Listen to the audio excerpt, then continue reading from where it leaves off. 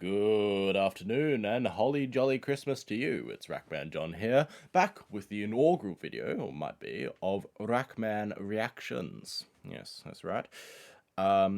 Where you send me pieces, or you might send me pieces, I don't know, and I will react unto them. I'm here today with my mascot, Captain Bara, and the Big Bun. It's in for Christmas. Hope you're all having happy holidays, celebrating. Now, you might see this large protrusion on this side of the screen. That frames quite nicely my disheveled face. It is boiling hot in this room, but I've had to turn the fan off. Otherwise it would ruin the recording.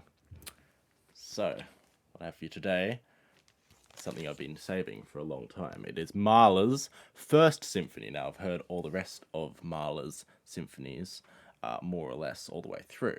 But the first, I've left untouched until I got a vinyl record player and an opportunity to share my first reaction of it with you guys.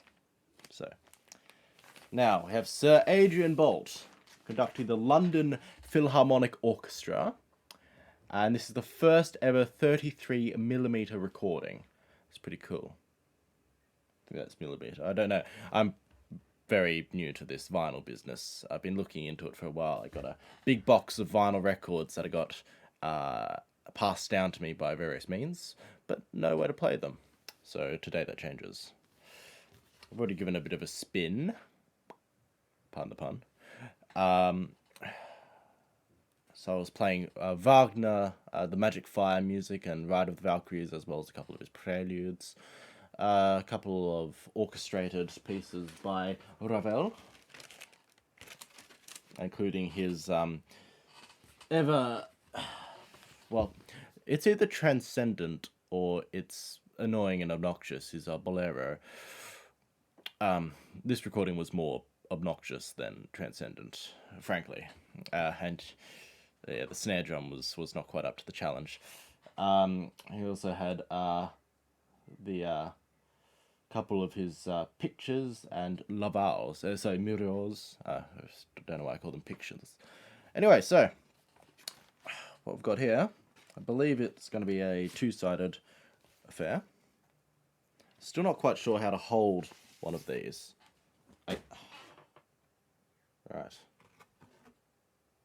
Yep, side one, side two. So this is going to go into the player.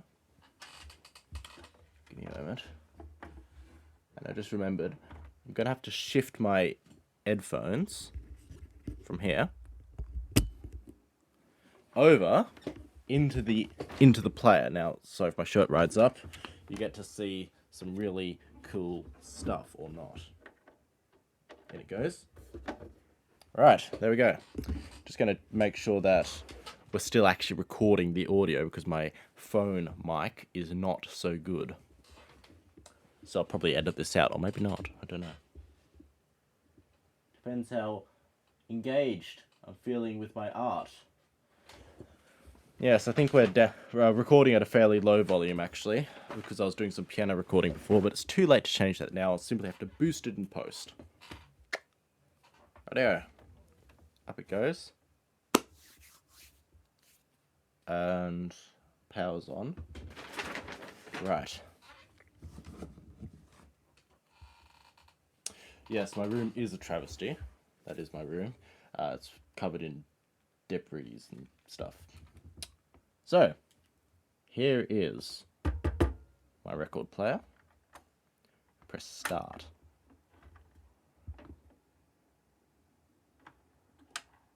I don't feel shy. Down it goes. And here we go.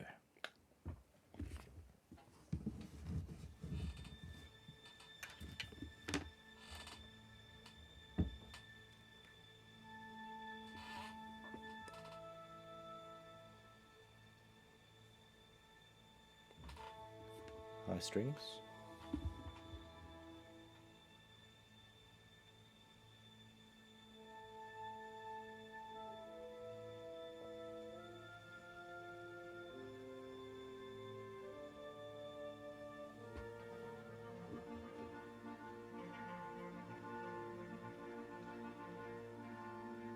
Nice little flourishing motif there. Oh. Change of tonality.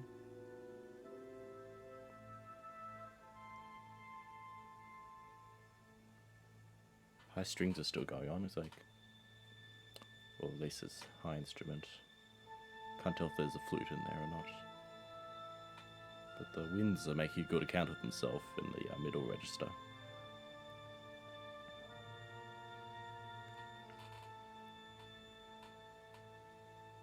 Oh, it's trailed off. Distant trumpet call. I wonder if they're offstage trumpets. I know he likes to use those.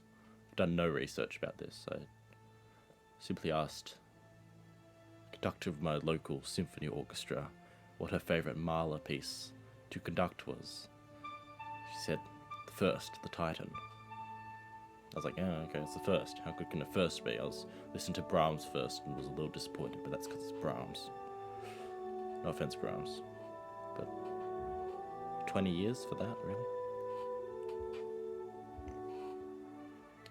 Oh. Beats.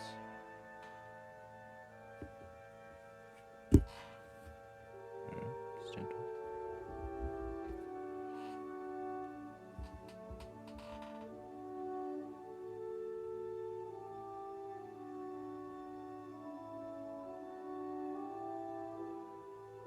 Lovely pastoral theme, seems. Oh, timpani.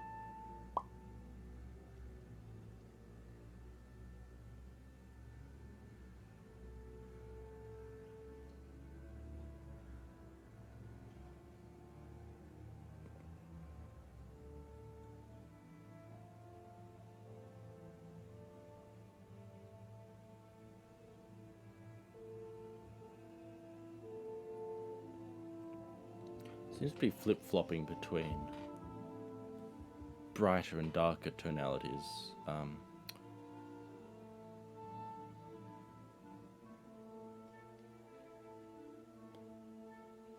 Keeping relatively uniform thematic structuring.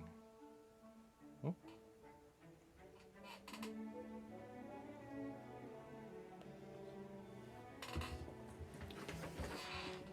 Now the first movement is called, what is it? Langsam schleppend wie in Naulat. So slowly drawn out like a sound of nature. So that thing that I'm hearing, that's a cuckoo call. Cuckoo, cuckoo.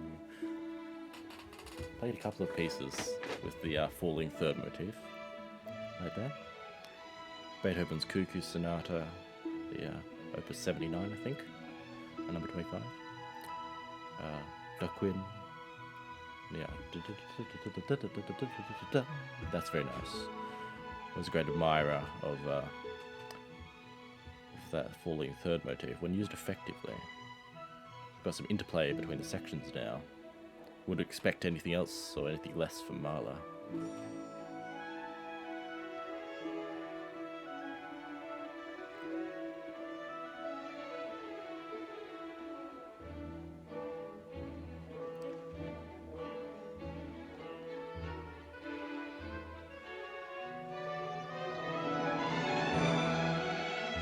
I've been a triangle player before. I appreciate a nice triangle part.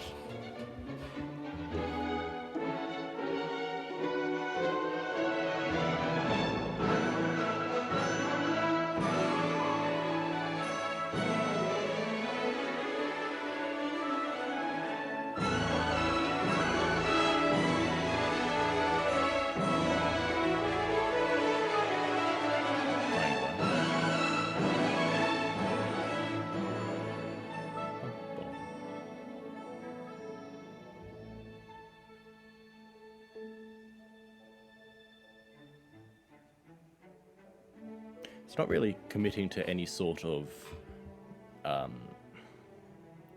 narrative mood. Maybe it is a narrative, but through contrasting mood. It's difficult to analyze on the fly like this. Dun, dun, dun, dun, dun. Yeah.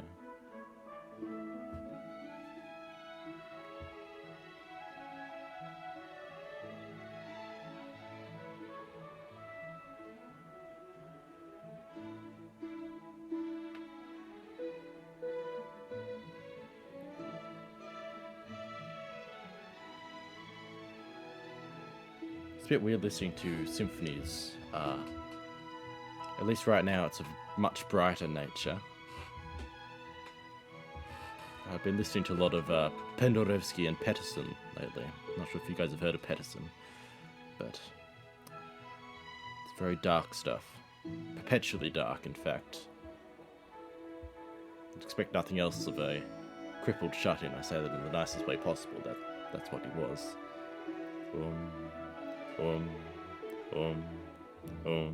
Yeah. Interesting, a rising motif. Might be in the cello bass. Well, he does such a good job of layering sonorities. The conductor manages to meld the sound of different sections very well. I noticed that so far.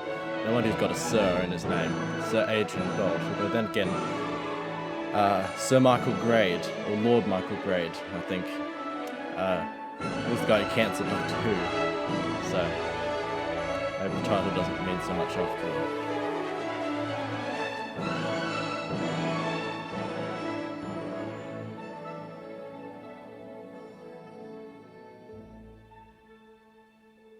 High strings are back.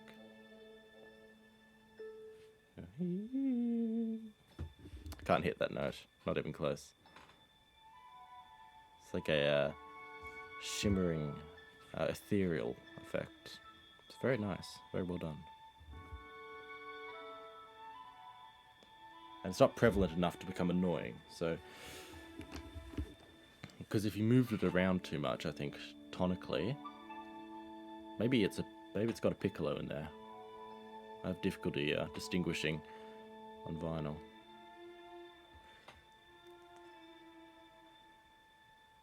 Oh.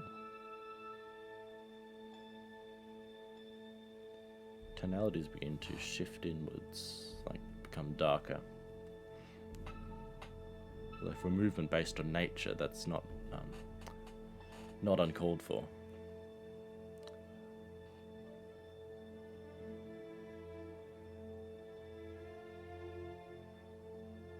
Bass bits. Just ascending slowly.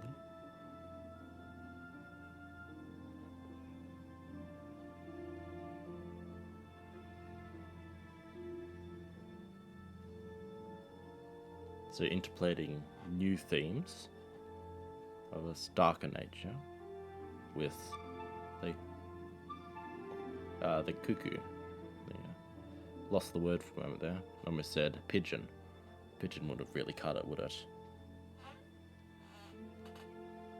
I should write a pigeon symphony one day.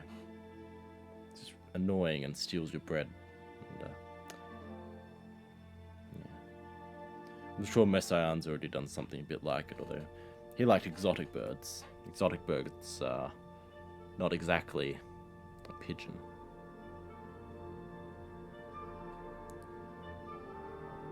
Oh, a bit more of a march now. Da, da, da, da, da. Oh, I got the melody wrong. Da, da, da, da, da, da, da, da, you know. I find that Mahler really likes perfect cadences. I had a 50-50 chance of remembering that right. I failed. Perfect cadences. Da, I said da, da, da, da, da.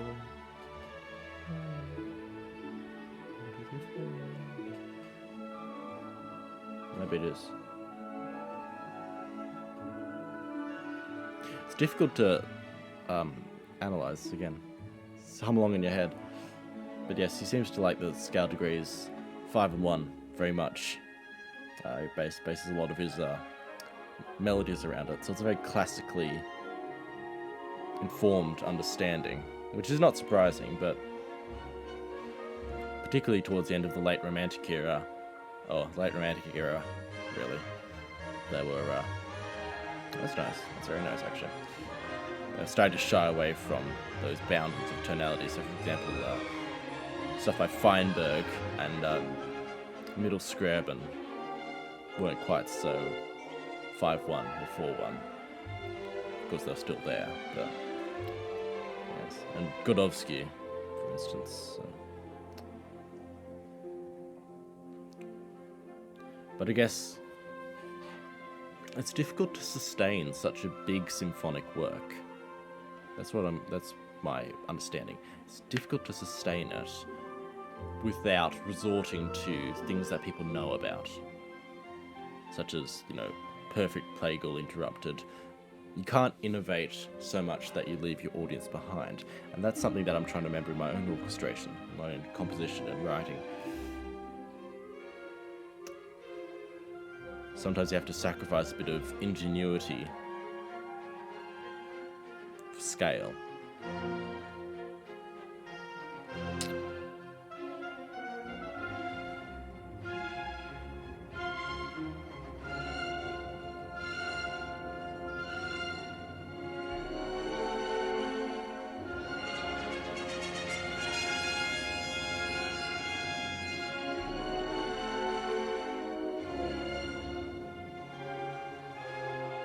A little bit of drama here.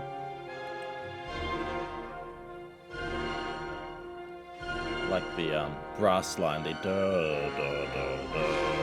it's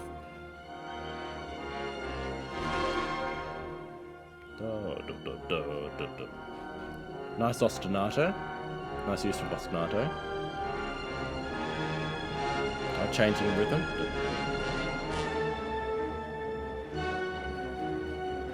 Simple hit there, yep. Well.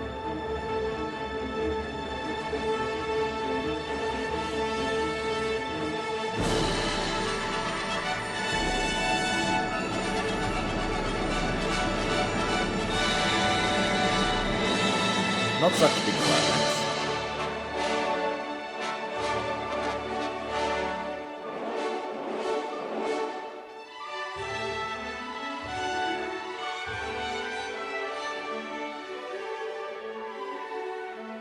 But again, he's already got that organic feeling of a world symphony, a symphony that must contain the entire world. He's already got that nailed down, and I really appreciate that.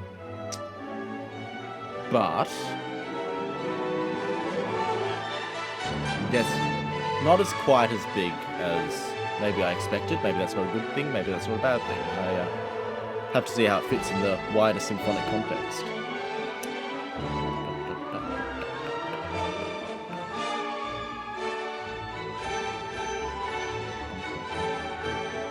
I like those brass lines. He's had very good brass lines in Symphony, I noticed.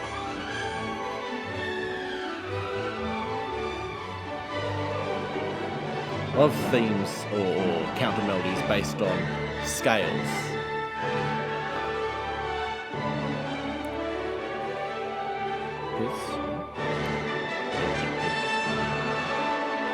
I went for it too long.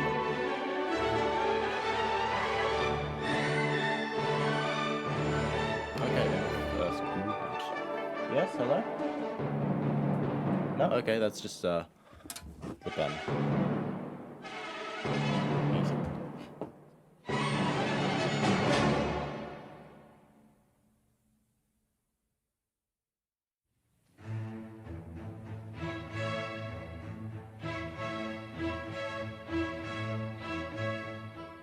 Second movement started a couple of seconds ago. Oh, I know this one. I didn't know I knew this one, but I know this one. Dun, dun. Oh, okay. So what's this one?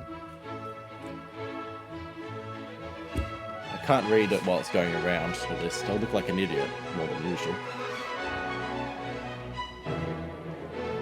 Strongly vigorous, but not too fast. Kraftig bewegt. Doch nicht so schnell. I know schnell. I only know a little German. Ich spreche bitte Deutsch, but only a little. So.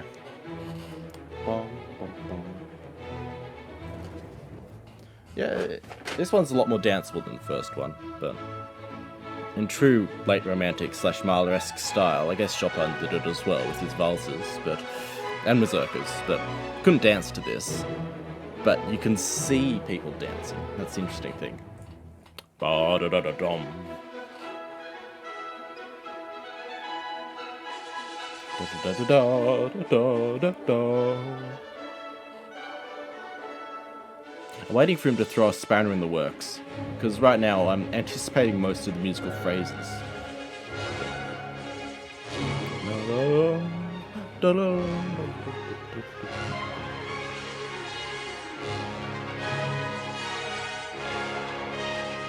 Now I wasn't seeing that little bit coming. That was nice.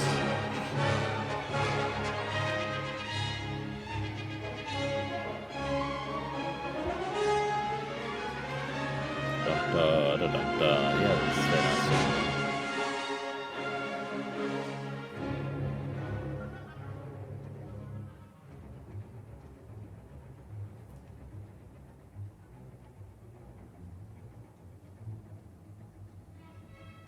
Low strings. Yeah.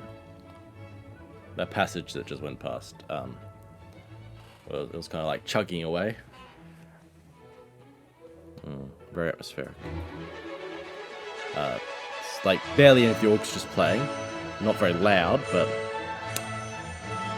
really holds the tension. Especially since the differences in frequency between bass notes are not so big, so it really feels like very rhythmic, like you know, it's cool. It's very cool.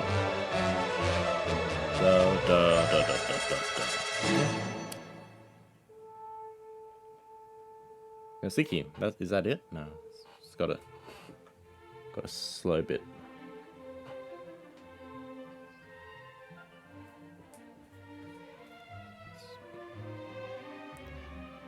And it's far more elegant than I expected of Mahler. This part, at least.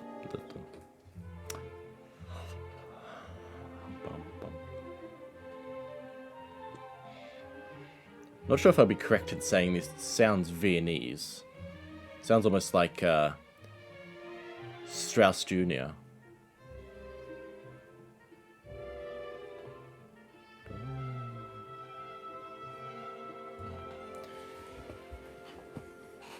But yes, if the first part was, you know, one of those peasant dances, this is a little more aristocratic, I'd say. Da, da, da, da, da.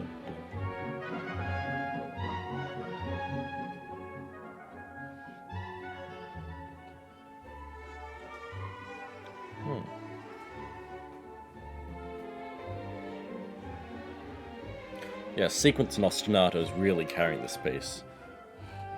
I do like a good set of sequences.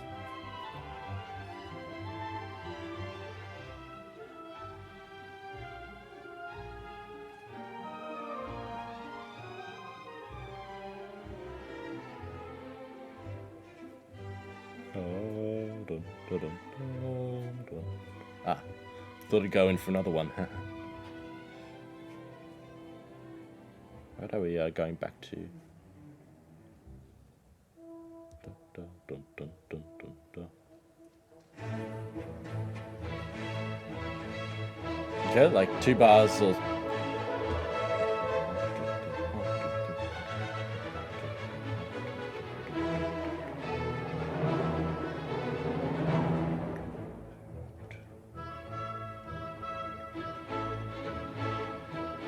I can't tell if this is in 3/8 or not.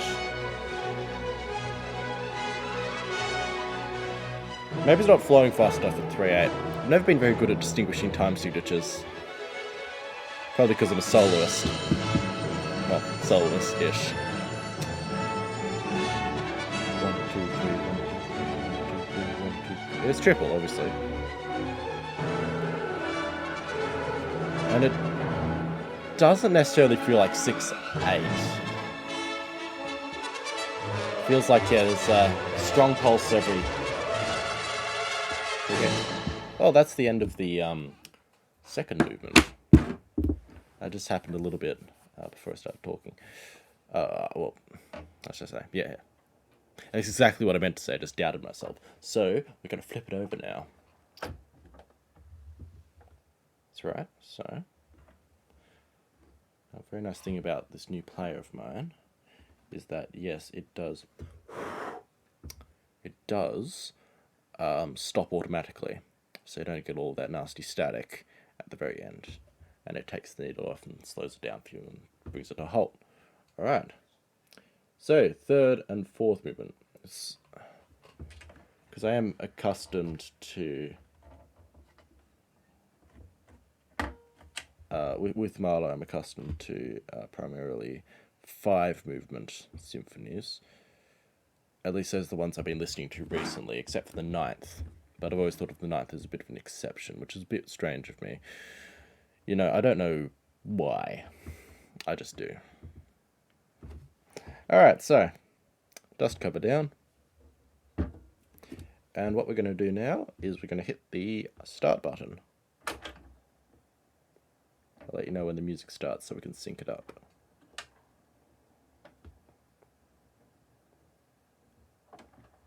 First note is...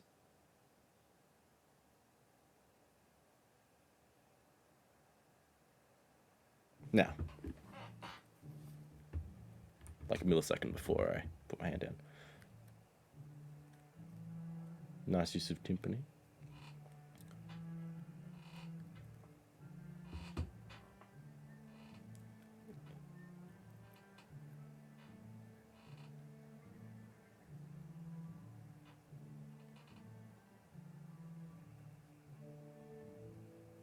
Okay.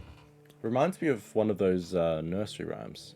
Are you sleeping, Brother John? Brother John? Morning bells are ringing, ding, ding, dong. You know, I'm not sure if you've ever heard that before, but not saying he ripped off a nursery rhyme. I think, oh, I can't remember who it was. It was the guy who did the really serious opening to the variations on Twinkle Twinkle Little Star. I think was it Opus 28? It's by someone. It wasn't Lypunov. Surely not. It started with a B. Borkovitz? I forget how to say the name, I'm sorry. I'll put it up. This here.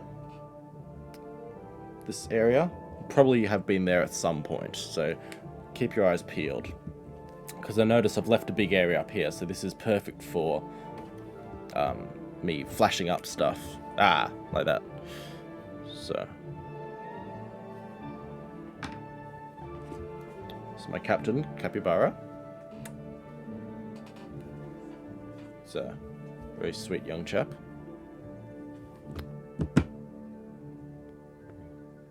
People counterpoint this time, I think, at least that I've detected. Okay. Being quieter.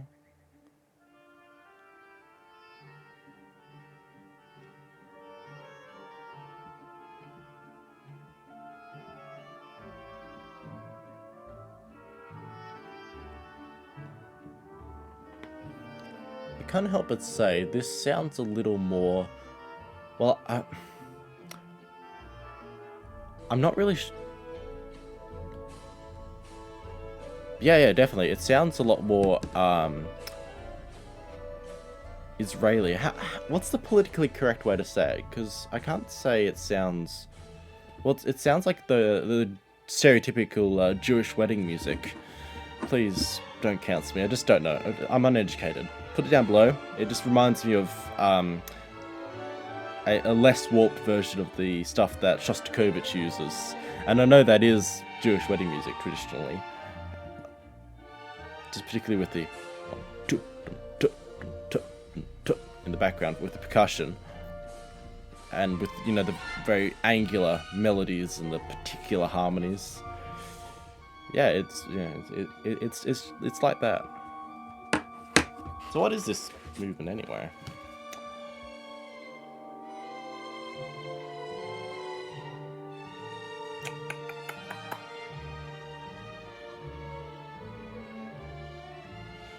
A gloomy funeral march seems a prospect here, but just listen to the theme, nothing more or less than our old friend Frere Jacques in the minor, and then followed by a completely vulgar oompa dance. So I was right on both accounts, essentially. So yes, it was Frere Jacques, Doremo, Doremo. I don't know the lyrics. I'm just sounds French enough. So he's improved a whole lot of folk music. So this is a very domestic symphony, especially for Mahler.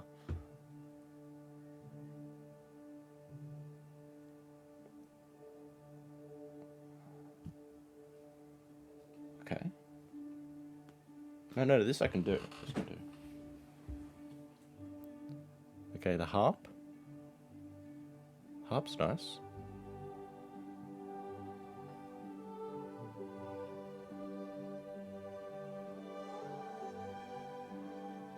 Static harmony for now.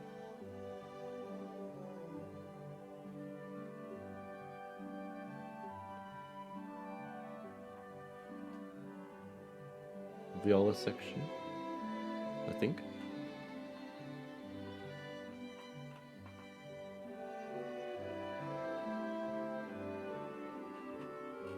Interesting. Okay, so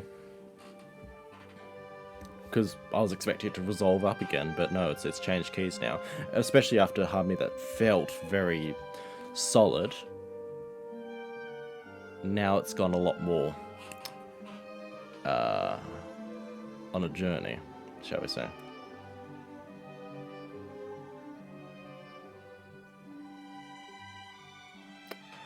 Now I didn't ask whether this. I think it said down there that this was another song. So he's commandeered a whole bunch of folk melodies for the third movement.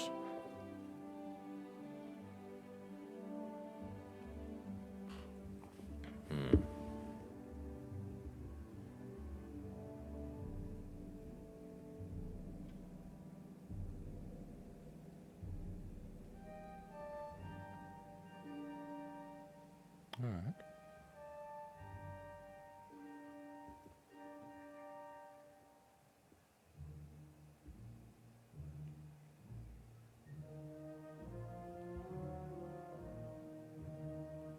Back to Frère Jacques. I don't even know if I'm saying that right. I remember it as... Okay, interesting in the, I think it's clarinet. Oh, I have no idea. My knowledge of orchestration, I get along the best I can, but what you're seeing here is someone who's amateur and relatively inexperienced. I'm a specialist. I like one instrument and then there's the others below it, and that's the piano. So it's not to say I don't appreciate orchestral music, it's just my expertise in it. It's not so good. So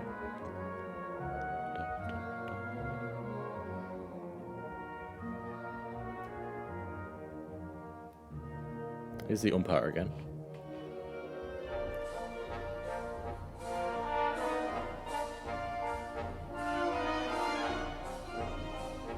They say it's vulgar on the notes. I suppose it's vulgar in the old sense of the words. Like, you have the sublime and you have the vulgar. Horowitz was vulgar, apparently. Well, if that's vulgar, I don't mind it. It's very jolly. So just kind of just doing the good old juxtaposition now. Very well known. Mahler loves juxtaposition. I mean, it's a very German way of doing things. Well, it's a very classical way of doing things. Take two melodies, smash them together, and then you alternate back and forth between the two. That's how you develop, I suppose.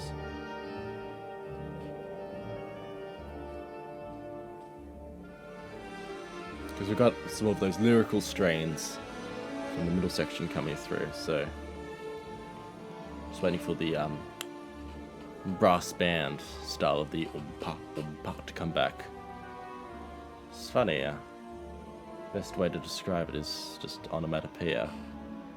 Seems kind of self-defeating to ascribe onomatopoeic terms to music analysis. They're not here for my analysis, I hope. You're here for my reaction. Just couldn't help myself, could I?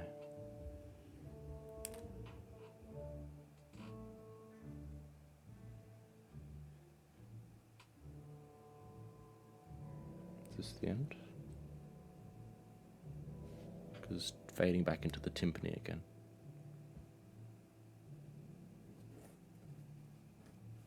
Okay.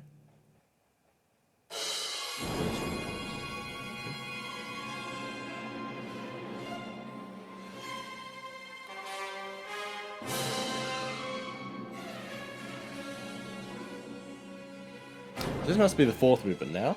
Probably so my eyes go. Because it started with a bang. Certainly a lot more stormy than the others combined.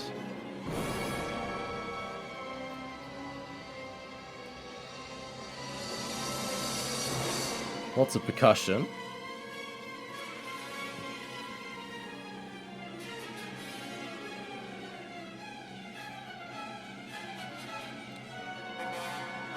Did we hear that ostinato before? The da da da da da da da. Yeah. Swear it's a modified version of one we heard in maybe the first or second movements. Memory fails me.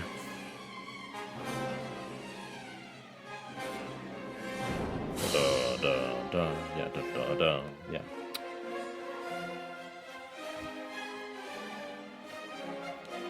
Note to self, I am conducting about a second after it actually plays. So, yeah, don't feel like I have skipped a bit. I haven't. Yeah, just line up the audio and...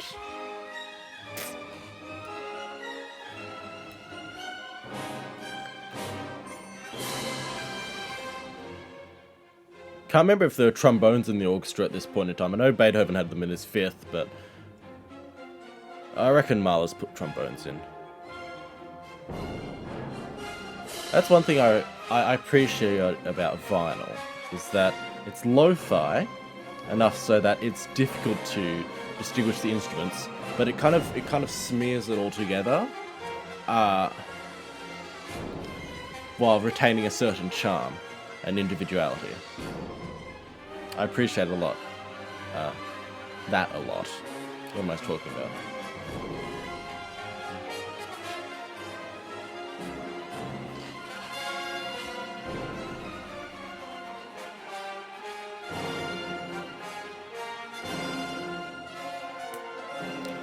It's chaotic, yeah.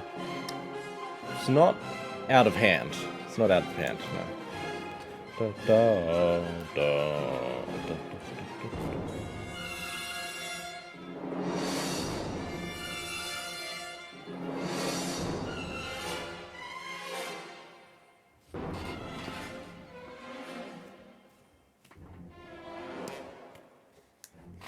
It's a lovely pause there, actually. It's just what we needed after a fair bit of chaos. Maybe going into a second section.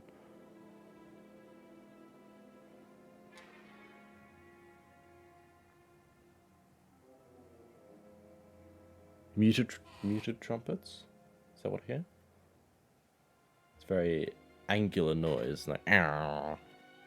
Not at all like ow. Maybe it was a mistake, I don't know. Could very well be. But I understand why this would be such fun to conduct. I mean, I've been conducting a little bit. It's not very good, but I would love to conduct sometime. Especially it's more lyrical sections, because you get so many different sections of this symphony, many different moods, and they're usually quite energetic. Even the slow movement, like it presents itself like a march, like a funeral march, but it's not sluggish. It's not sluggish. It's definitely the work of a young person, young man.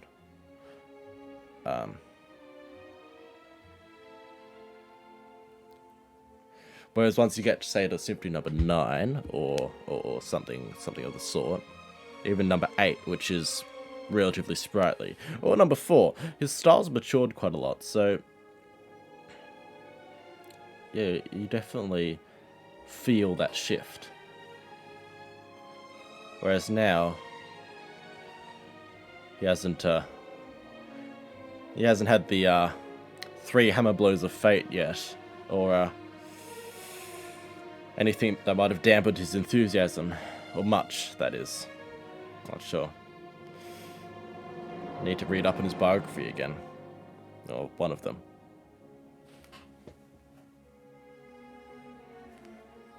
Alright, nice restraint there. Restraint's something I've got to learn, or maybe I don't know. Not having restraint is fun. That's rewarding as long as there's an artistic merit to it, I suppose, which I attempt to maintain.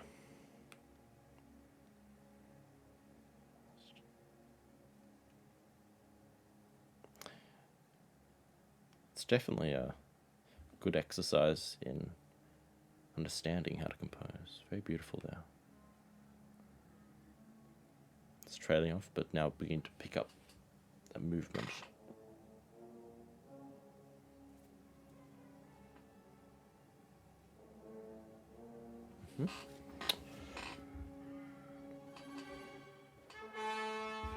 Fluttering strings.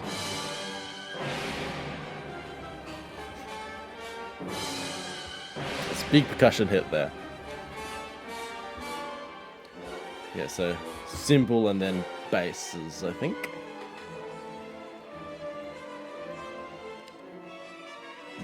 So you get those two impacts one after each other. It's quite a striking effect, actually. I like it. I like it a lot. Might steal it.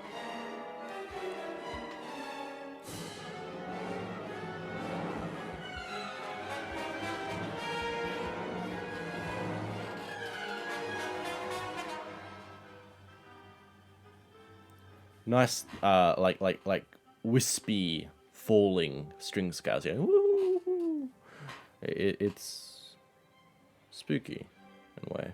But now I've changed character again, so I need to stop talking about that.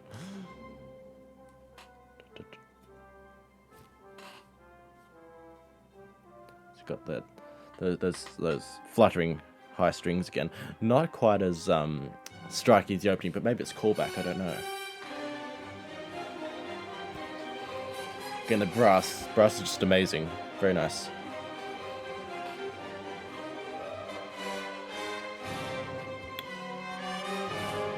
Bit of a trombone fail there, I think, but I know how hard it is. Well, I don't actually, but I understand that it's very difficult to make a pleasant noise in them at all, so...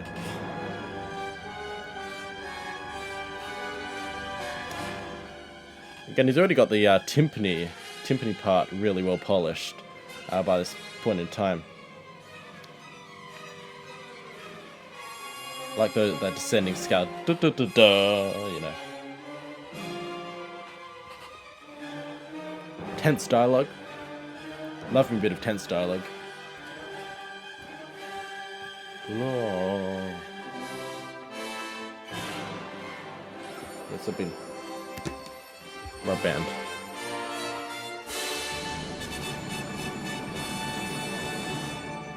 The twofold hit.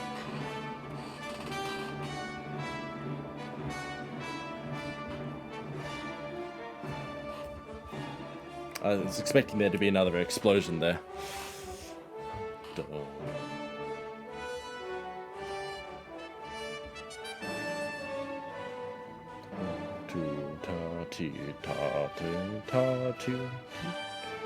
I lost it.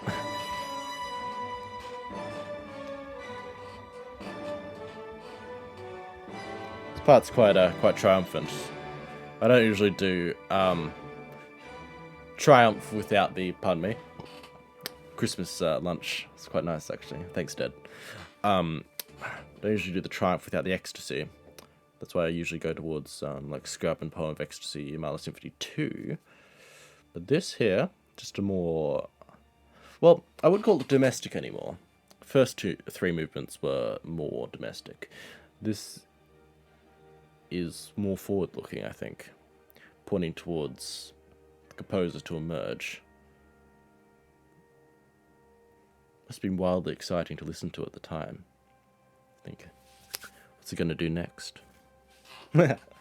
Sorry. Alright. Little wind movement there. Fluttering. Maybe calling back to the cuckoos. That might be it.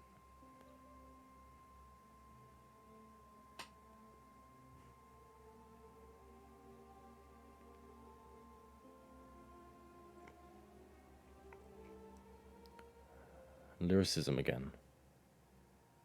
It's meltingly sweet. Very beautiful.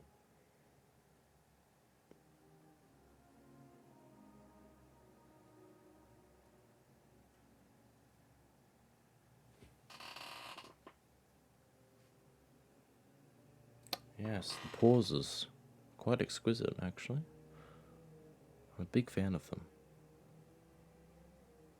I find in my own writing, there's often not enough pause. Well, actually, if I was really to do right by the world, I would write only pauses. Every piece would be the John Cage 433. The better genre, though. Not sure what I think of his music. Need to listen to more of it. But yes. I have yet to come to terms with silence, I suppose.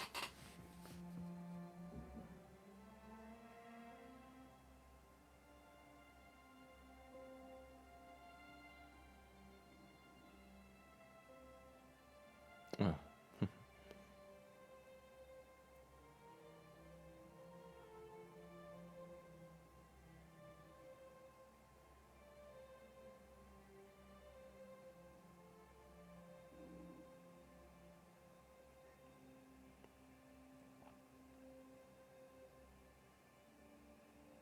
It's very serene. Very serene. And,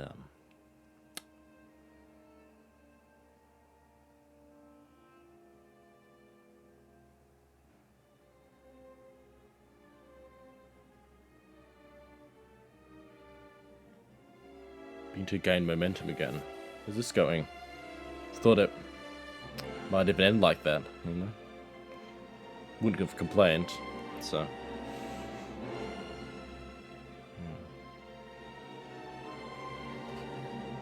Very, very cushiony sound that has got very full orchestral sound. Again, what else to expect from Mahler, but, you know, it's...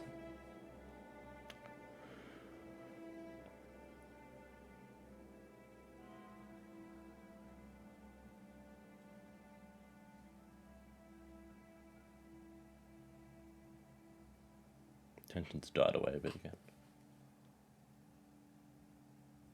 It's like we're at a crossroads, you know? Oh, okay. That answers my question.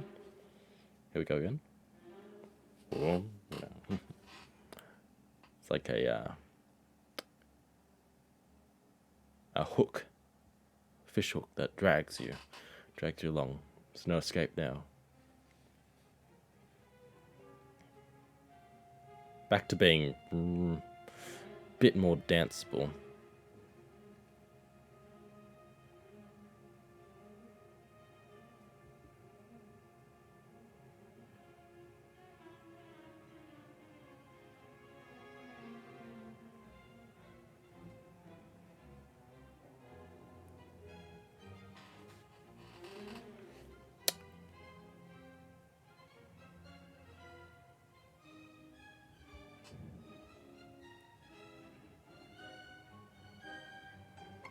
Oh, Pits. Yeah, I have to say I have a soft spot for Pits.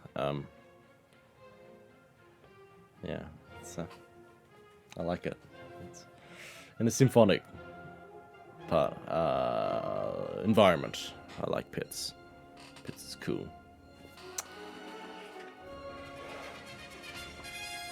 Yeah, love that scurrying horn line. I think it's a reference to the first movement, although couldn't tell you for certain.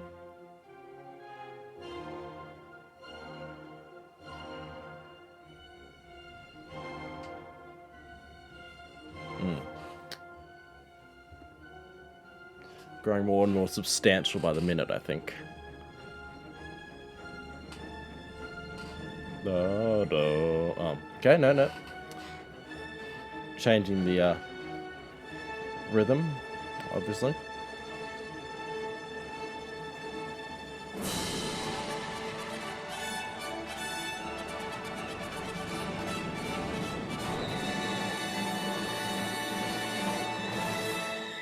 There we are. The high fluttering comes back. Now brass chorale in swathed in orchestral effect. Big percussion.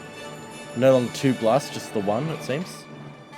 Da, da, da, da. Yes.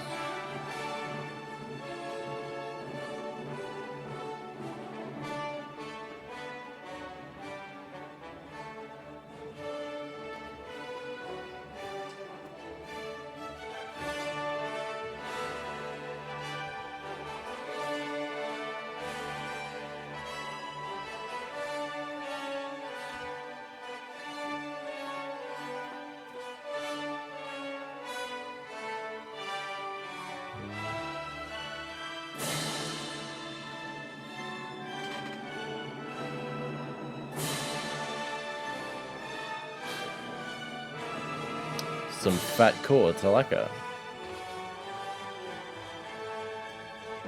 It's a slightly abrasive tone in the recording, but honestly, all that does for me is sell the quality of the piece. Because I'm still feeling it.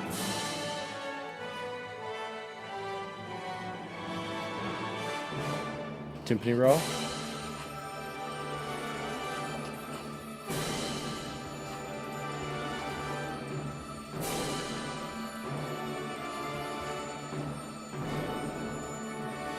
The triangle.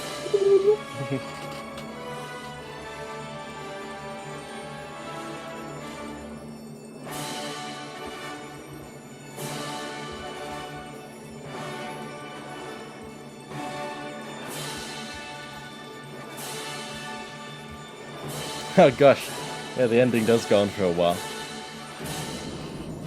The bass drums as well.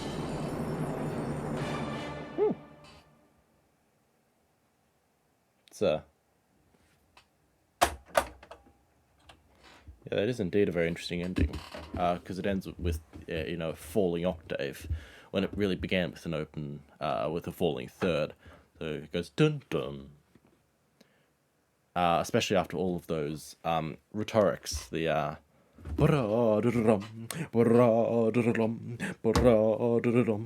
you know, it's funny that it should end that way. I have to think about it a bit. What does it mean? You know, but all in all, I liked it. I liked it very much. It's not my favorite Mahler symphony, not by a long shot. I think 2 and 9 still up there, but I did like it. It certainly was Mahler, and he certainly was in very fine form. I don't think he published a dud symphony. And my favourite moment. Let's talk about my favourite moment. My favourite moment was the slow bit, the slow section in the final movement. That was particularly affecting. I very much liked it.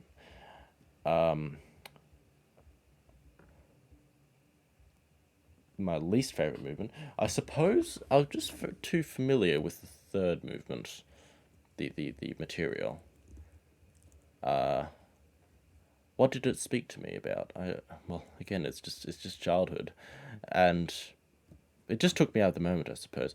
Maybe it meant something different at the time, but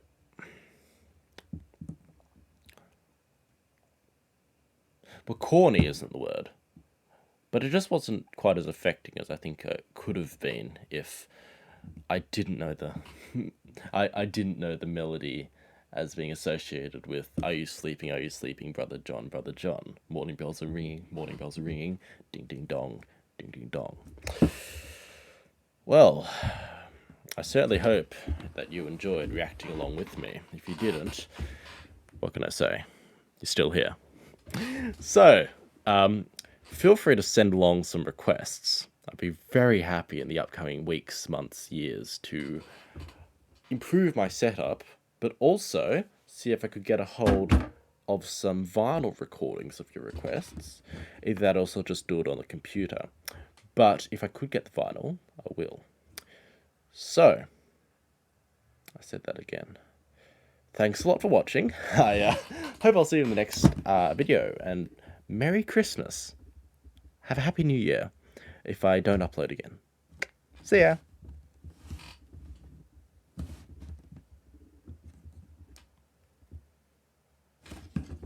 Afternoon and holly jolly Christmas to you. Here, back with the inaugural video, or might be, of RachMan reactions. Yes,